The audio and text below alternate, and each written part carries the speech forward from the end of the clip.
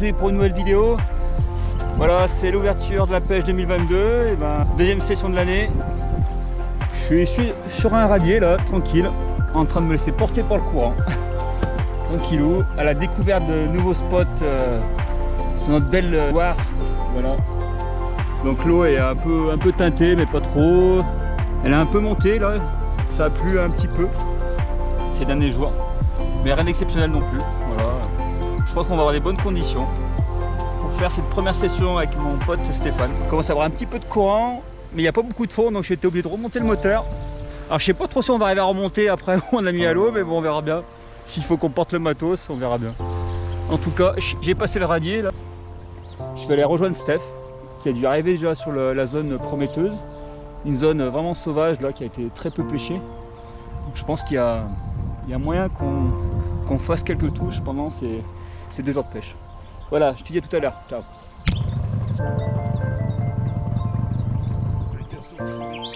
Un castor crevé, c'est pour ça que ça sentait. C'est magnifique, là c'est une zone de calme. Là. C'est vraiment beau. Hein. Avec un courant en face. Le courant en face, Ouais. il y a plus de 2 mètres d'eau. Il n'y a plus de 2 mètres d'eau. Et là-bas, il y a une cassure, il y a plus de courant avec 2 mètres d'eau. Ah ouais. Au pied de la tope,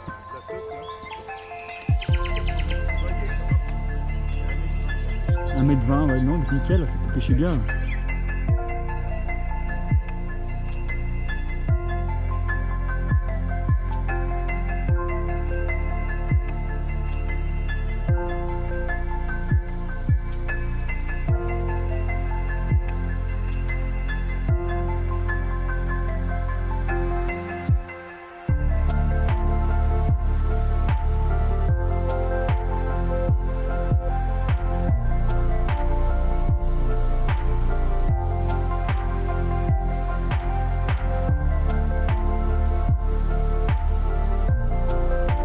Et bien à présent, je vais vous expliquer un peu la stratégie déployée sur le spot qu'on pêche.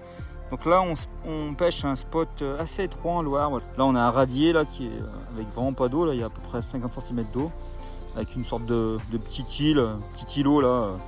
Et ensuite, ça vient plonger à 1 mètre jusqu'à un petit trou là, assez long. On se rend pas compte, c'est pas à l'échelle, mais on descend à peu près 2 mètres d'eau. Ici, on a un perrin, des arbres là, qui surplombent un peu la berge. Ici on a une teupe, là, une grosse teupe là, sur la bordure. Il y a de l'eau, hein, on a à peu près, on a bien voir 2 mètres d'eau là aussi. Donc on a décidé de pêcher avec 4 cannes avec le Steph. Voilà, pour essayer ça sert à rien de trop surcharger le spot. Hein. Si on passe correctement les 4 cannes, ça suffit pour prendre du poisson. Et en plus là on peut voir les 4 cannes sont quand même placées de façon stratégique, car on pêche un peu, on pêche toute la largeur de la Loire, donc c'est plutôt intéressant. Et en plus avec des techniques différentes. La canne à Steph là, c'est une canne au flotteur sous-marin avec un petit vif. Voilà, montage aux cheveux, il a commencé, et puis ensuite un montage avec un triple classique. Monté sur un relais, donc là il a mis un petit bambou là pour faire un relais pour éviter que la bannière trempe dans l'eau, hein, bien sûr. Ensuite moi j'ai mis une canne au cassant avec un gros carassin, donc ici accroché à une branche du frêne. Voilà. On a ensuite placé une bouée, zone de calme, que le courant coule comme ça, mais ici ça fait vraiment une zone de calme.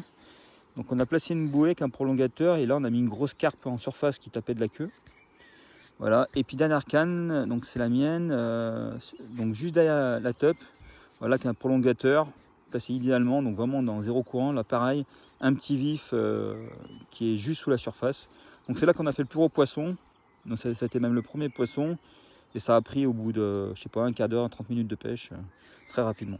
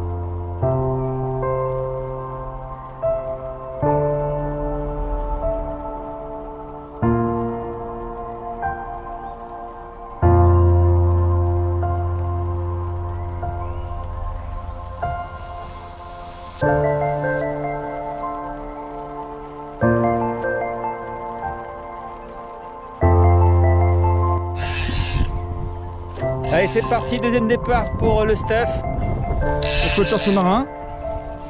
Deuxième départ de la journée.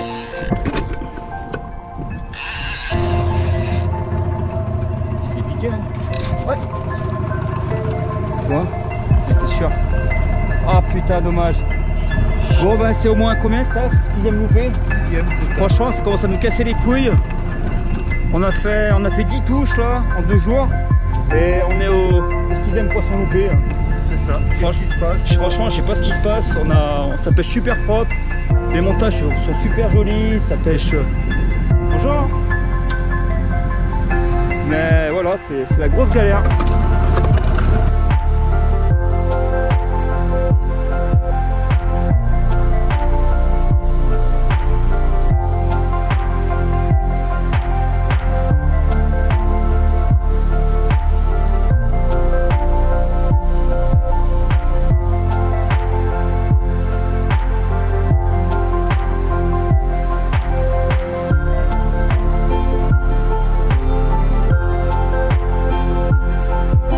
Et bien, bilan de cette ouverture 2022, on va dire en demi-teinte un peu les résultats. Voilà, on a fait 13 touches, ce qui est plutôt pas mal hein, pour un 48 heures.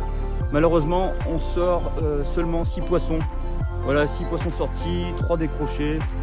On n'a pas trop compris ce qui s'est passé. Les poissons étaient assez tatillons, dans des touches franches. Hein. Je pense qu'il y a eu des beaux poissons dans l'eau en plus. Et on a eu 1 ou 2 poissons qui devaient bien faire les têtes 2 mètres. Voilà. Donc pour les plus gros, j'ai fait un poisson de 1,90 m 2 fois. J'ai pris 2 fois le même poisson. Voilà, c'est plutôt rare, mais ça arrive parfois. C'est pas la première fois que ça m'arrive. Et ensuite, des poissons entre 1,40 m et 1,60 m. Donc rien d'exceptionnel, mais quand même, voilà, de la touche, des beaux petits combats, la découverte d'un nouveau secteur sur la Loire. Voilà, je vous dis à bientôt pour une prochaine vidéo sur la pêche du suiveur. Ciao!